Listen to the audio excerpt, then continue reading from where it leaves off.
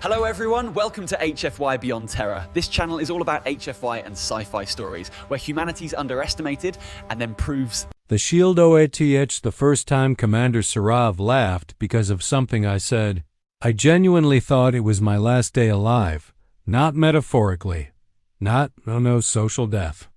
I mean dead, because when a 7-foot alien war commander with metallic dusk skin and eyes like heated copper throws her head back in the middle of a strategic council, every guard in that crystalline chamber reacts like someone fired a shot.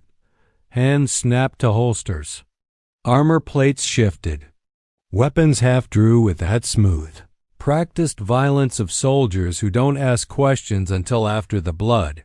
And I, Terran Sergeant Eli Rowe, assigned liaison security to the most politically volatile posting humanity had ever bungled. Its way into had been standing at rigid attention for 3 hours. My right knee was in open rebellion. It wasn't the sharp pain that comes and goes. It was the deep, grinding, joint-on-joint ache that starts small and then spreads up your leg like a slow clamp tightening with every heartbeat. Autoimmune disease doesn't care about interstellar diplomacy. It doesn't care about decorum or protocol, or how many cameras are watching you represent your whole species. It just cares that you're 32, and your body has decided to behave like it's 90.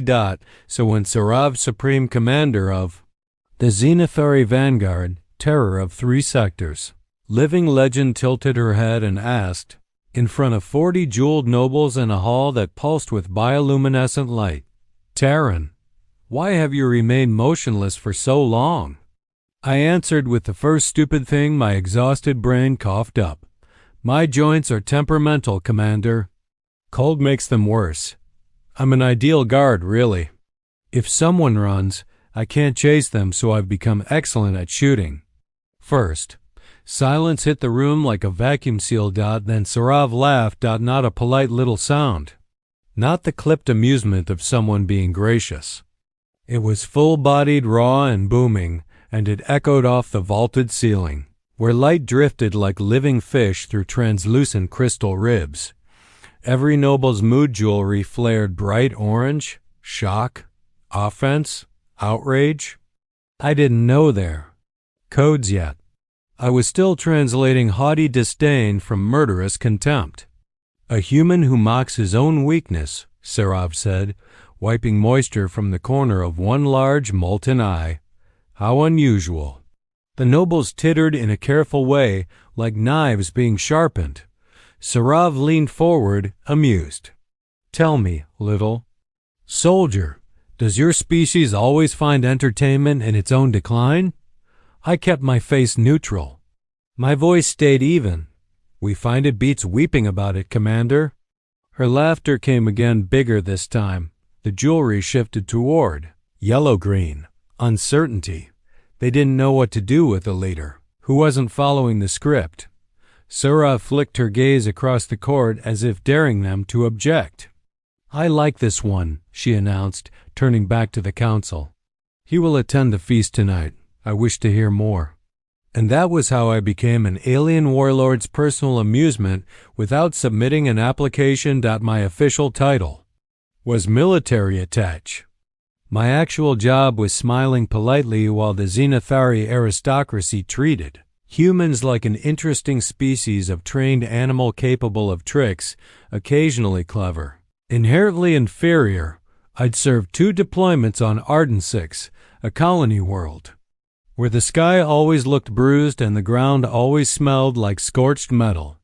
I'd survived 3 major engagements, ate ration paste out of my helmet, took shrapnel in my shoulder that still made scanners complain, and spent a month in recovery learning how to walk without my knee giving out.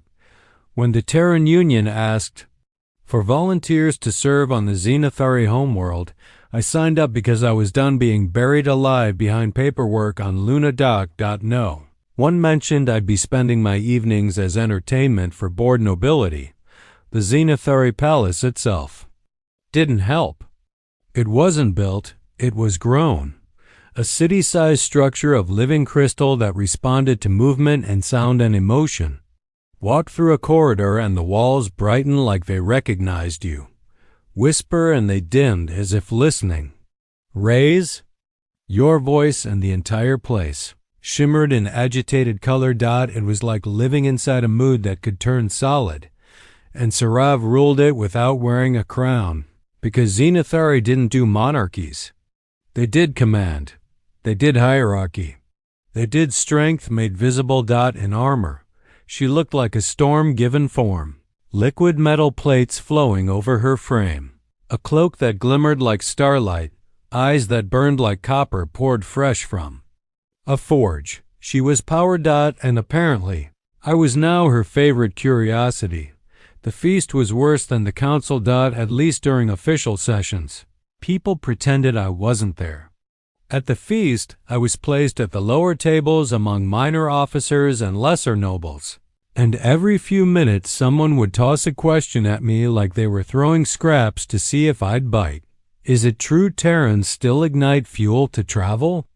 I heard your eyes can only process a handful of colors. How do you function?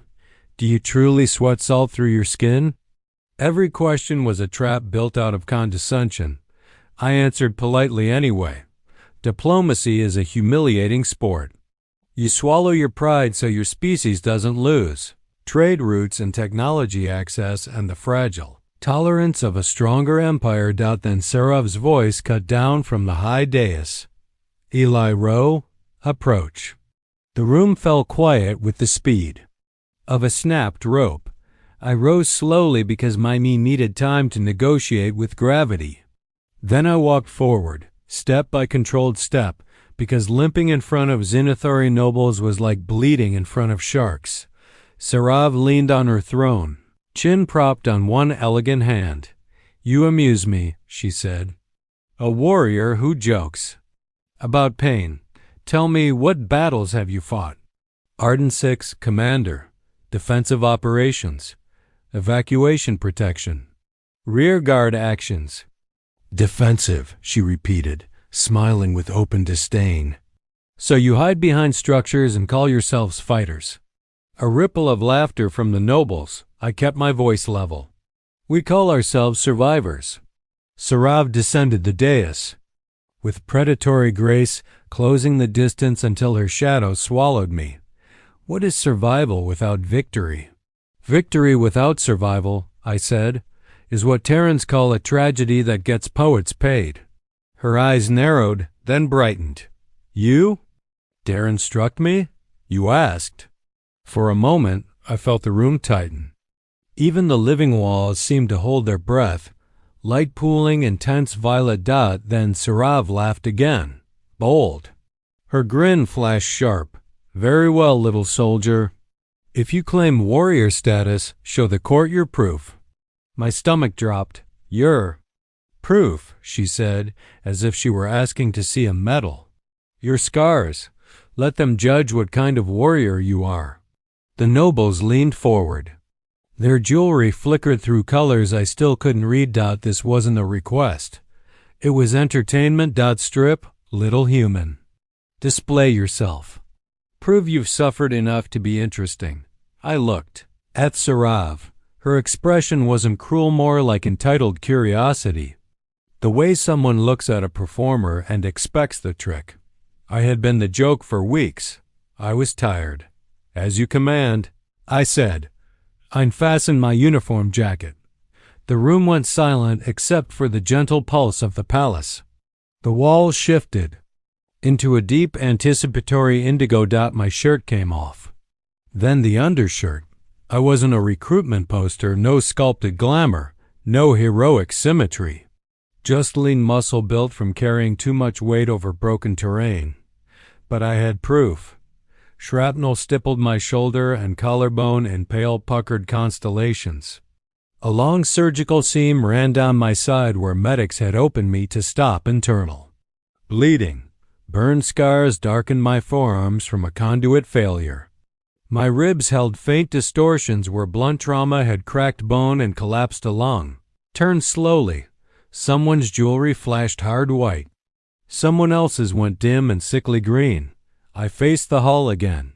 Arden 6, I said quietly.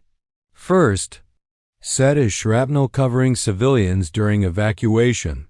36 made it off-world. Second is a structural collapse pulled 2 soldiers out before the supports failed. Third, rear guard. Bought time. Sarav's voice cut in low. That is enough. I turned toward her, surprised. She didn't look amused anymore. She looked unsettled. These injuries should have ended you, she said. They tried. I answered. Didn't stick. And yet you joke about joint sickness. Arthritis came later.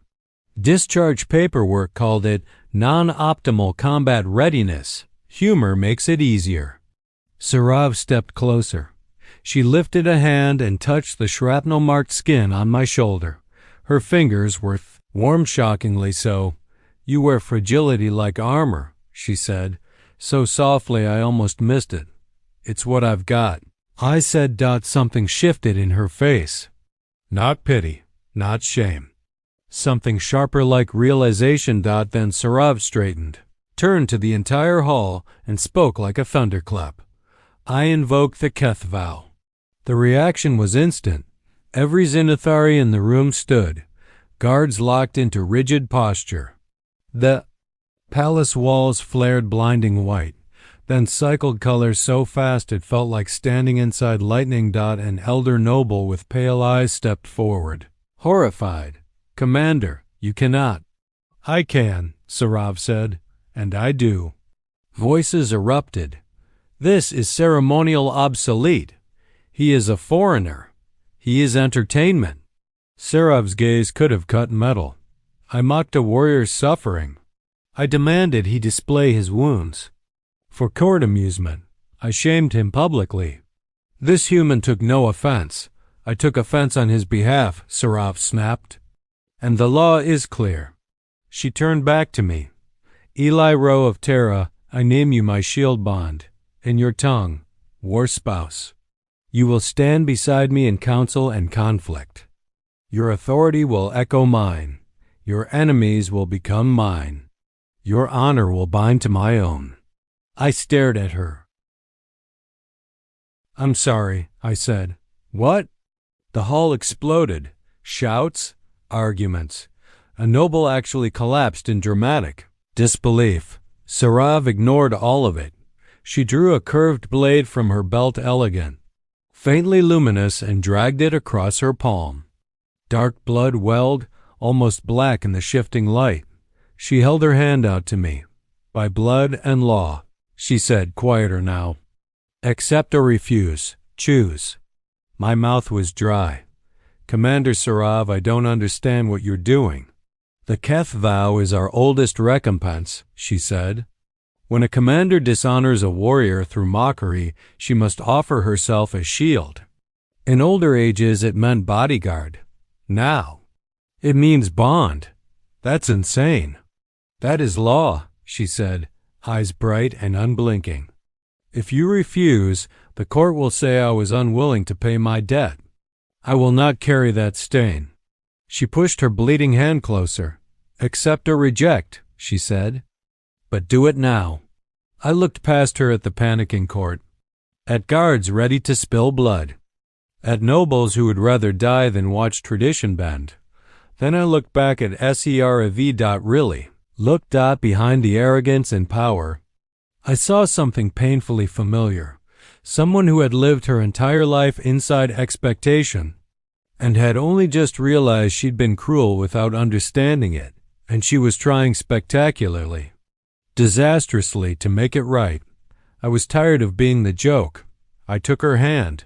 Her blood was hot. Where it touched my skin, it tingled like electricity. I accept. I said. The palace lit up gold. Sarav stepped in close and pressed her forehead to mine some ceremonial gesture of equal standing. You may regret this, she murmured. I'm already regretting it. I whispered back. Her laugh this time was quiet and real. Good, she said. So am I. The next 3 days were chaos with paperwork. Shield bond wasn't symbolic. It was legal. Terrifyingly legal. I woke in quarters larger than my old apartment to find attendants waiting with armor tailored to my size. Xanathari officer plating bearing Sarav's crest.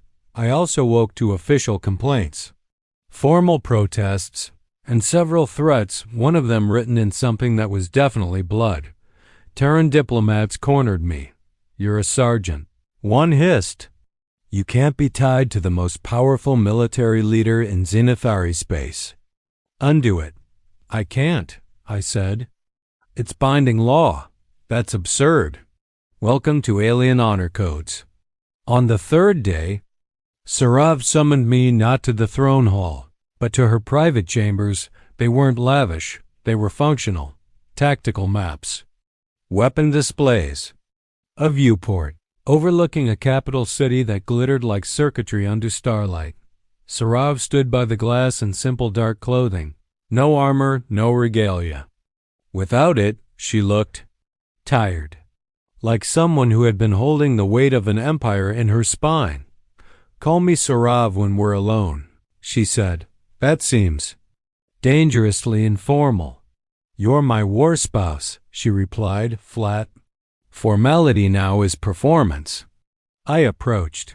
"I owe you an apology," she said.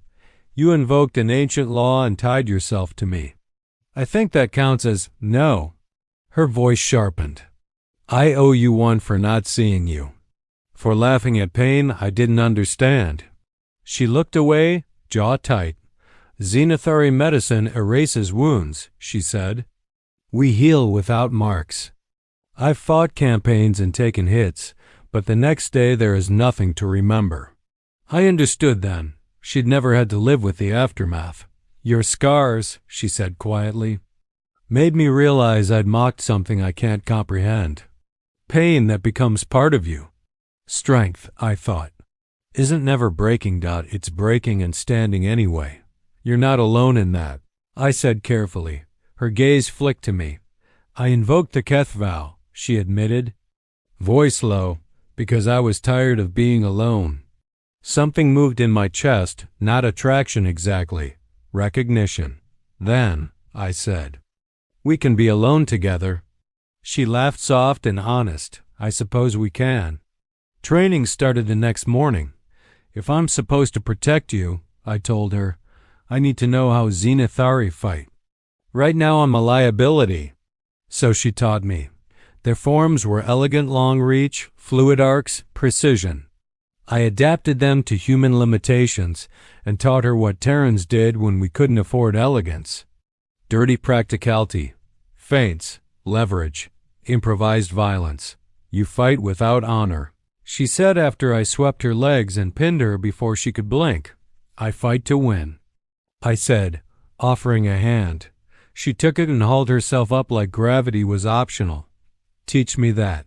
She said, "So I did. We became a unit. In council meetings." Nobles tried to exclude me with rapid dialect. Sarav stopped mid-sentence and demanded translation. When they protested, she reminded them my word carried her authority. They hated it. They hated me. Then Lord Varric made his play. He didn't challenge me to combat. He wasn't suicidal. He challenged me to knowledge in public, with that slick cruelty aristocrats polish like jewelry. "Shield bond," he said, voice dripping false courtesy. "Recite the third code of honorable engagement." A trap. Xanathari law was a maze. I didn't know everything. He knew I didn't. Sarav's mouth tightened as if she might intervene, but I touched her wrist, just a quiet request. She let me speak. "The third code," I said slowly, "depends on interpretation. Classical reading demands equal terms of engagement. Modern reading post-Wreath campaign acknowledges survival overrides honor." I met Varric's eyes. "I favor the modern reading," I said. "But I'm Terran. We've always been pragmatists." It wasn't the answer he wanted. It was also correct. His jewelry flared orange with fury. "You mock tradition." "I respected it enough to learn it," I said. "How many Terran campaigns have you studied, Lord Varric? Can you name 3? Quote one human philosopher. Or do you assume your ignorance outranks my effort?" Dead silence. The palace walls pulsed once. Bright, Varric's face darkened. I stepped closer, voice low. This isn't about law, I said. It's about power. You wanted her. Now I stand beside her. Try again, and I'll invoke Rathkesh. I didn't even fully know what it meant. I'd heard the phrase in briefings, but Varric recoiled like I'd pointed a gun at his throat. Later, on Sarav's balcony, she stared at me in disbelief. Do you know what Rathkesh is? She asked. No. She barked a laugh. It's a duel to the death. No quarter. So I threatened legal homicide. Yes. Good, I said. It worked. Her amusement faded into something more serious. The court will move against us, she said. They won't accept a Terran carrying my authority. Let them try. You're not invincible. Neither are you, I said. That's the point of having a shield. Her gaze softened in the city light. She looked almost human, and then she kissed me once. Careful, like she thought I might shatter. When she pulled back, I was grinning. What? She asked. I was just thinking about the report I have to file, I said. Dear Terra Command, cultural integration successful. Currently romantically entangled with Supreme Alien War Commander. Please advise. Her laughter bent her in half. The attack came 3 days later, not on her. They weren't bold enough on me.